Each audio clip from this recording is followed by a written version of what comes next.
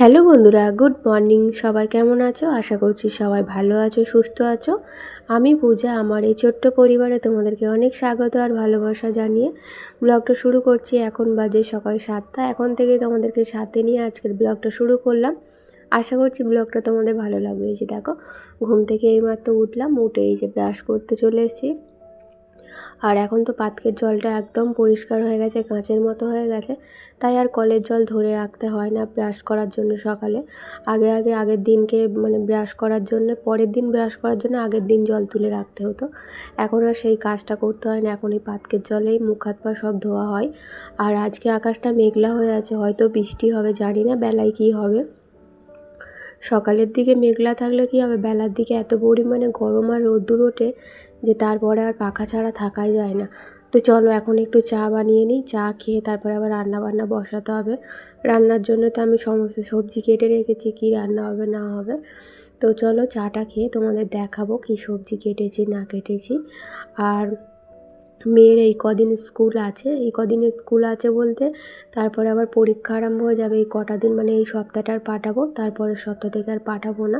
পরের সপ্তাহে আবার পয়লা বৈশাখ আছে, এমনিতেও স্কুল ছুটি থাকবে। আর পয়লা বৈশাখের পরের দিন থেকেই ওর পরীক্ষা আরম্ভ হয়ে যাবে। তো একটু আগে পরীক্ষাটা হয়ে গেলে ভালো হতো, এরপর থেকে আরও বেশি গরম পড়বে, তখন আর স্কুলে যাওয়া অসম্ভব ব্যাপার হয়ে যায়, খুব কষ্ট হয়। স্যারকে অনেকবার অনেক মায়েরা বলেছে যে পরীক্ষাটা একটু আগে থেকে ফেলার জন্য, কিন্তু স্যার তো কারো কথাই শোনে না, নিজে যেটা ভালো বোঝে সেটাই করে। তো চলো, এই যে দেখো, কালকে রাত্রিরে কেটেছিলাম কাঁচকলা, পেঁপে, আলু। আজকে একটু ঝোল রান্না করবো। আমার মেয়ে যদিও ঝোল খেতে চায় না, কিন্তু আমার একটু ইচ্ছে হলো ঝোল খাওয়ার জন্য। আজকে কিন্তু গাঁদাল পাতা দেবো না, কাঁচা লঙ্কা দিয়ে ধনে আর জিরে, মৌরি, তারপরে হচ্ছে কী বলো ওটাকে, রাঁধুনি, এইগুলো দিয়ে পেস্ট করব, করে এই মশলা দিয়ে আজকে ঝোলটা বানাবো। গাঁদাল পাতা দিলে একটু ভালো হতো, কিন্তু ওই যে পাশের বাড়িতে তুলতে যেতে হবে, তাই আর গাঁদাল পাতাটা দেবো না, এমনিই করব। তো ভাত আর হচ্ছে এই ঝোল করব, আর কিচ্ছু রান্না করব না আজকে। আর এদিকে হচ্ছে ভাতটা বসিয়ে দিয়েছি, আর এদিকে কড়াই বসিয়ে দিয়েছি। তো ঝোলটা ভাবছি সেদ্ধ বসিয়ে দিয়ে তারপরে মশলাটা করতে যাব। আর মাছটা বার করে রেখেছি, মাছ হচ্ছে 3 পিসের মতো মাছ আছে। পরের দিন কি রান্না হবে জানি না, কোনো বাজার নেই, কোনো মাছ নেই, কিছু নেই। তো আজকে আপাতত খাওয়া হোক, তারপরের দিন পরের দিন কি হবে না হবে পরের দিনকেই চিন্তা ভাবনা করা যাবে। আপাতত আজকেই তো হবে। তো একবেলার মতো রান্না করব, তাই একদম অল্প সবজি কেটেছি, দেখতে পাচ্ছ। পেঁপে একটা গোটা ছিল, সেটা দিয়ে দিয়েছি, কারণ পেঁপে খেতে আমার খুব ভালো লাগে, বিশেষ করে ঝোলের পেঁপে খেতে আমি খুব ভালোবাসি। যতই পেঁপে থাকুক না কেন, ঝোলের পেঁপেগুলো ঠিক আমি বেছে বেছে খাই। আর ডাঁটাটা না অনেক দিন হয়ে গেছিলো আনা হয়েছিল, প্রায় 3-4 দিন হয়ে গেছিলো ডাঁটাটা আনা হয়েছে, কিন্তু ডাঁটাটা ওই যে ফ্রিজের মধ্যে থেকে থেকে শুকিয়ে গেছে, খোসাটা ঠিকভাবে ছাড়ানো হয়নি। আর অনেক দিন দেখবে ফ্রিজের মধ্যে ডাঁটা পড়ে থাকলে না খেতে ভালো হয় না, বাজে খেতে হয়ে যায়। আর আমি কিন্তু ডাঁটা আনলেই খোসা ছাড়িয়েই তবে 3-4 দিন ফ্রিজে রাখি। আর এইবারে না সময়ের জন্যে, যেহেতু আমি 2-3 দিন ধরে শুধু ঘর ঝাড়াঝাড়ি করছি, তাই একদম সময় পাচ্ছিলাম না ডাঁটাটা ছাড়ানোর জন্যে। ছাড়ানো হয় না বলে ডাঁটাটা একদম শুকিয়ে গেছে, খোসাটা ঠিকভাবে ছাড়ানো হয় না। তো চলো, কয়েকটা এই যে কাচাকুচি করেছিলাম, একদম কয়েকটা করেছিলাম। মেয়ের 2টো আছে আর আমার আছে। তো এইগুলো সকালে কেচে দিলাম। সকালে দেখো মেঘলা হয়েছিল, আর এখন দেখো কীরকম রোদ্দুর উঠেছে। আর আজকে কিন্তু হাওয়াটাও বেশ আছে, খুব সুন্দর হাওয়াটাও দিচ্ছে। তো জামা কাপড়গুলো শুকনো দিয়ে দিচ্ছি, একটু পরেই দেখবো একদম পাঁপড় ভাজা হয়ে গেছে। এরকম রোদ্দুর বেরোলে বেশিক্ষণ লাগে না শুকনো হতে। তো এই রোদ্দুরে কাচাকুচি করে কিন্তু একটা কী বলবো, মজা আছে। শুকনো হওয়ার কোনো জ্বালা থাকে না। বর্ষাকালে যেমন কাচাকুচি করলে সবসময় মাথার মধ্যে একটা চিন্তা থাকে কী করে শুকনো হবে না হবে, কিন্তু গরমকালে সেই চিন্তাটা থাকে না। তো ফ্রিজের ওপরটা দেখেছিলে, কালকে আমি এইখানটা পরিষ্কার করেছিলাম, কিন্তু আজকে না কী হয়েছে বলো তো, টিকটিকি, ডিম, তারপরে অনেক নোংরা ওপর থেকে পড়েছে। তাই ওপরের ঢাকনাটা বাইরে বার করে দিয়ে এসেছি। বেলার দিকে যখন চান করব তখন আর কি ওটাকে ধুয়ে দিতে হবে, সার্ফ দিয়ে ধুয়ে দেবো, নইলে আর পাতা যাবে না। এদিকে দেখো, আমার তরকারিটা কিন্তু সেদ্ধ হয়ে গেছে, তো এখনও ফোড়ন দেওয়া হয়নি। তার আগে মাছটা ভেজে নিলাম, নিয়ে এখানে 5 ফোড়ন, তেজপাতা, যে মশলাটা করে রেখেছিলাম সেটাই দিলাম ফোড়নে, দিয়ে একটু নাড়াচাড়া করে তারপরে হচ্ছে ওই সেদ্ধ করা ঝোলটা আর কি ঢেলে দেবো, দিয়ে তারপরে মাছগুলো দেবো। আমি তো এইভাবেই রান্না করি, তোমরা প্রায় সময় দেখো যখনই ঝোল রান্না করি তোমাদের সঙ্গে তো শেয়ার করি। আমি এইভাবেই রান্না করি। আর আজকে যখন আমি ভয়েসটা দিচ্ছি না, বাইরে প্রচণ্ড ঝড় উঠেছে, তো ঝড়ের জন্য এত আওয়াজ আসছে আশপাশ থেকে, তো কার কি ভেঙে পড়ছে জানি না, খুব আওয়াজ আসছে, তবুও আমি দিচ্ছি। মানে কী বলো তো, দুপুরবেলা ভয়েস দিতে বসলে না খুব আওয়াজ আসে। সবাই তো আর ঘুমিয়ে থাকে না, এটা সেটা মানে কাজকর্ম করে, আর চারিদিক থেকে খুব আওয়াজ আসে বলে তাই জন্য ভাবলাম রাত্রিবেলা ভয়েসটা দিই।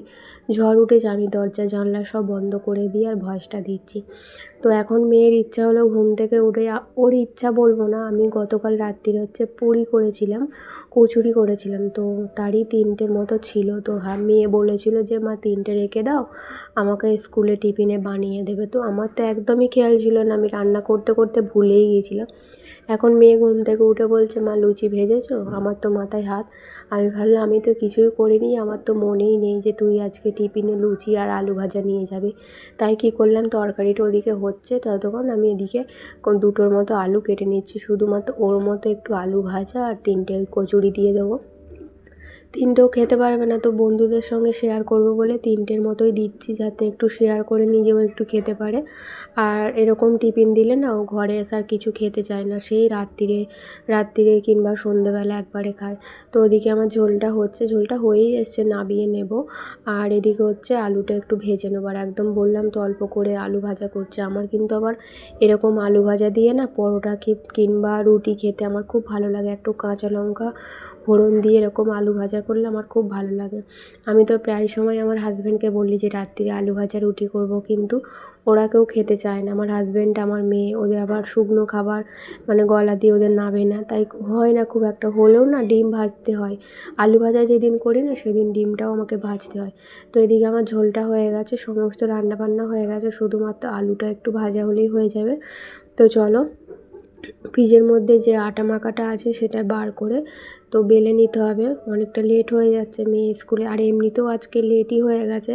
শুধু এক তরকারি ভাত করেছি, তো আমার ঝোল রান্না করতে না একটু লেট হয়, কারণ এই পেঁপে টেপেগুলো না খুব একটা সেদ্ধ হতে চায় না। এক একটা পেঁপে খুব ভালো সেদ্ধ হয়ে যায়, আবার এক একটা খুব ঝামেলা হয়, অনেকটা লেট হয়ে যায় ঝোল রান্না করতে। ওই জন্যই আমি যেদিন ঝোল করি দেখবে আমি এক তরকারি ভাতই করার চেষ্টা করি।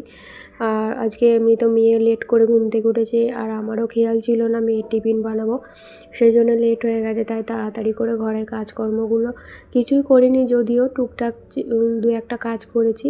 তো এগুলো এখন বেলে নেবো, আর রান্নাঘরে নিয়ে যাচ্ছি না, রান্নাঘরে মাছ টাছ হয়েছে আর কি, আঁশ আছে, তো এগুলো ঠেকাঠেকি করলে আবার আমাকে ধুতে হবে।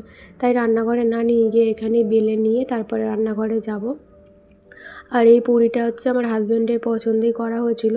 কিসের করেছিলাম বলো তো? ছোলার ডালের করেছিলাম। ছোলার ডালটা ভালো করে মিক্সিতে পেস্ট করে নিয়ে মশলা দিয়ে ভেজে আর করেছিলাম। ওরা এগুলো খেতে ভালোবাসে, কিন্তু আমি খুব একটা ভালোবাসি না। যখন এরকম পুরি হয় না, তখন আমার জন্য শুধু লুচি করি আর ওদের জন্য পুরি করে দিই।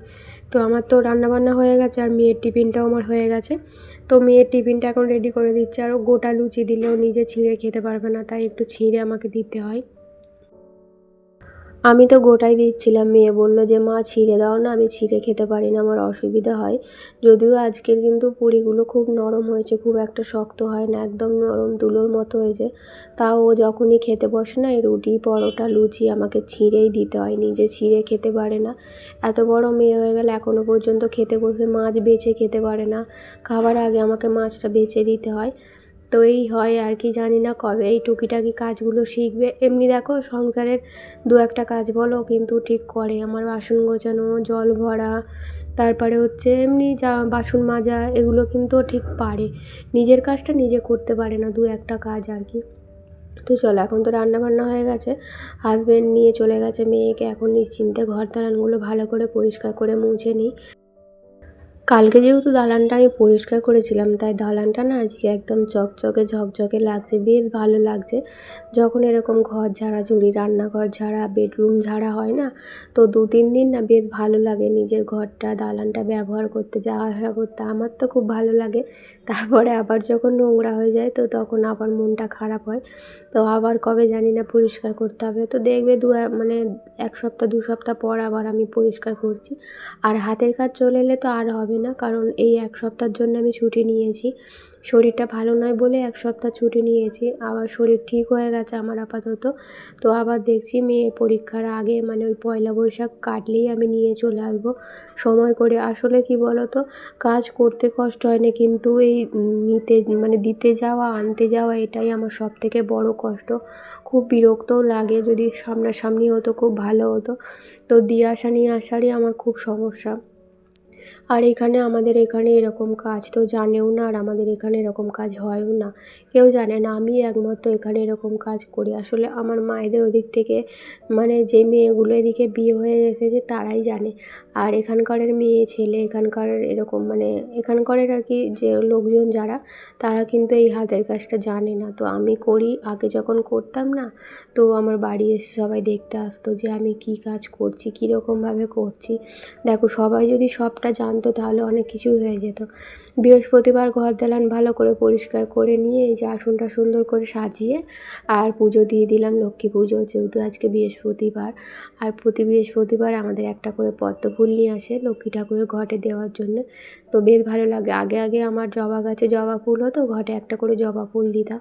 এখন তো আর হয় না, জবা ফুল গাছটায় পোকায় ভর্তি হয়ে গেছে। তো আবার দেখি নতুন করে সব পাতা গজাচ্ছে। আর এখন কিন্তু অনেকটা সময় পার হয়ে গেছে, প্রায় এখন ওই 1:30 কি 1টার মতো হবে। তো এখন জামা কাপড় একদম শুকিয়ে গেছে। আর আমার হাজব্যান্ড আজকে খেয়ে চলে গেছে, জানো তো, 12:30টার দিক করে খেয়ে নিয়েছে, খেয়ে গেছে হচ্ছে বড় বাজারে। আসলে আমাদের দোকানে হচ্ছে ওই হালখাতা আছে, হালখাতার ক্যালেন্ডার আনতে গেছে। তো তাই জন্য বড় বাজারে গেছে, জামাই আর আমার হাজব্যান্ড গেছে, ওরা দুজনে আসবে সেই বিকালবেলা, হয়তো 4:30 5টা বেজে যাবে। তো আজকে আমাকে একা একা ভাত খেতে হবে, সেই জন্যই আরও মানে কি বলবো, ভাত খেতে ইচ্ছা করছে না। হাজব্যান্ডের সঙ্গে একসঙ্গে ভাত খাই, একা একা খেতে একদম ভালো লাগে না। তো এটাও তো কেচে দিয়েছিলাম সেই সকালে, এটাও শুকনো হয়ে গেছিলো, তো এখন পেতে নিলাম। আর যে কটা জামা কাপড় শুকনো হয়েছিল সেগুলো তুলে রাখলাম, আর বাকিগুলো হচ্ছে মিলে রেখেছি। বাকি বলতে ওই মেয়ের হট প্যান্টগুলো যেগুলো শুকনো হয় না, গার্ডারগুলো, সেগুলো ভিজে আছে, ওগুলো মিলে রেখে এসেছি। আর একবেলার মতো রান্না করেছি, তো ওই বিকালটা একটুখানি রেস্ট নেবো। মেয়েকে আবার আজকে আনতে যেতে হবে, যেহেতু হাজব্যান্ড নেই, মেয়েকে আজকে আমাকেই আনতে যেতে হবে। তো খাওয়া দাওয়াটা করে নেব, নিয়ে তারপরে মেয়েকে আনতে যাব। তারপরে ভিডিও এডিটের কাজ আছে, সেটা করে একটু রেস্ট নিয়ে তারপরে আবার রাত্রিরে রান্নার জন্য জোগাড় করতে পারে। আজকে হাজব্যান্ড বলেও যায় না রাত্রিরে কি রান্না হবে না হবে। প্রতিদিন কিন্তু একবেলা আমি চিন্তা করি, একবেলা হাজব্যান্ড চিন্তা করে। তো বন্ধুরা, চলো আজকের ব্লগটা এই পর্যন্তই, টাটা।